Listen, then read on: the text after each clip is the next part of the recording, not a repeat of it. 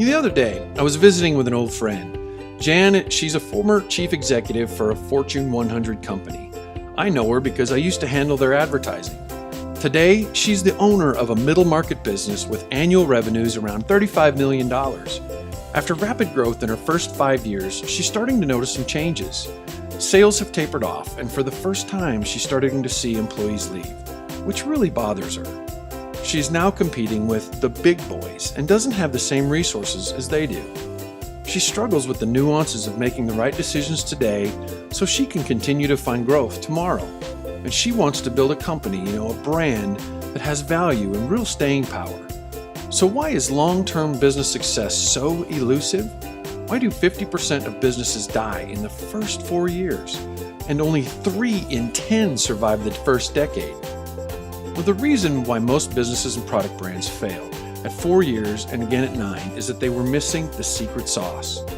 There are lots of smart people that know the technical construction of business. They know how to set one up, write plans, create budgets, and develop the working parts that allow you to do business. But they don't know how to assemble all that material into a real masterpiece. They don't know how to extract your vision and make it real. They don't know how to add the fuel that gets your business past failure, into success, and on the path to real stardom. They don't show you how to turn customers into fanatics or how to give your employees that blazing spirit to ride for the brand even during bad weather. And trust me, there will be bad weather. And these, my friends, are the core reasons businesses not only succeed, but thrive. This is what transforms a shoe company into Tom's, a shopping portal into Zappos, and just a regular old grocery store into a Whole Foods. And it's what helped me turn a typical animal healthcare company into Full Bucket. The reason most businesses fail is that they don't have a key ingredient for long-term success. But you know what? It doesn't have to be that way. You see, I have an unfair advantage. I've had the fortunate experience of working a business from concept past failure into success and onto something more meaningful and longer lasting. You might say, yeah, well, a lot of service companies, branding firms, and consultants know how to do that.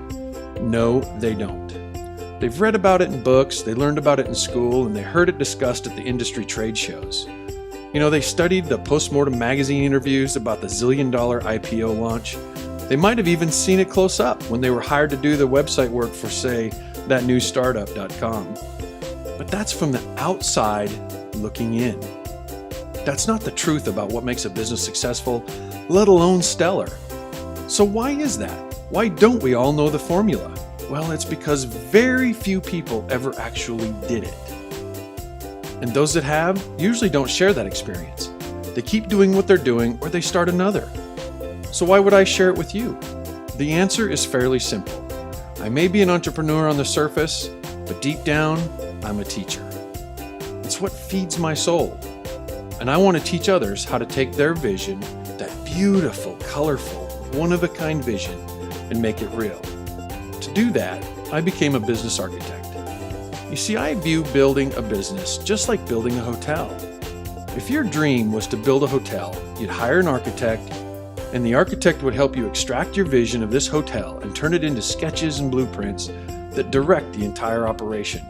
The architect works with an engineer and a general contractor to see that your dream hotel becomes a reality. The subcontractors pour foundation, they frame walls, plumb, wire, sheetrock, paint, brick, and roof the structure. The architect guides and advises you through the difficult decisions that have to be made along the way. He may even have to talk you off a ledge a time or two. It takes a lot of work and oversight, but eventually the vision will be realized. The day will finally come that you're standing in front of the vision, the hotel you've dreamed about for so long. You may have never built a hotel, but I'm sure this description was not foreign to you. Well, you see, building a successful business is constructed almost exactly this same way. It's this same type of process. Or it is at least for the most successful brands anyhow. The truth is most entrepreneurs and service providers don't know this process. And I can recognize them when I see a company skip the architect, engineer, and general contractor and go straight to a subcontractor. They hire an agency or freelancers, which are really subcontractors, to start building pieces. The logo, business cards, labels, point of sales materials. They have a website developer, all also a subcontractor, quickly build a website because everybody has to have a website in today's business. They got to be on Facebook and Twitter because everybody's on social media. They get all of these people involved with no clear vision, no blueprints or experience guide to build it right.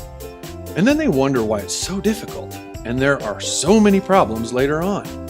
Eventually, their sales flatline, their employees get disgruntled, and the big guys eat their lunch because they have a stronger market position, just like Jan is experiencing.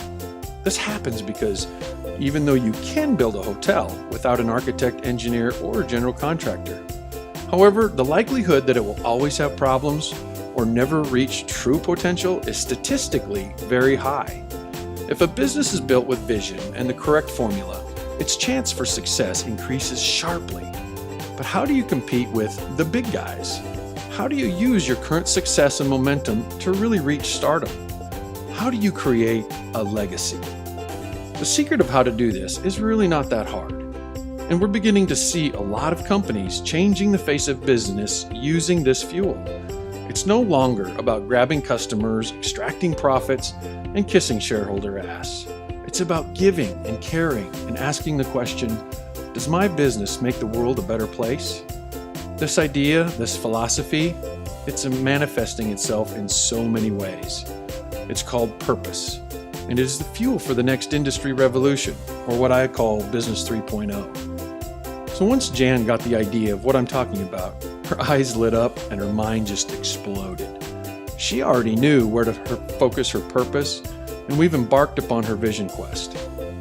I really look forward to seeing how we apply it to her business and her life, and the long-term success she's seeking. The question I have for those of you who have stayed with this video this long, what's your purpose?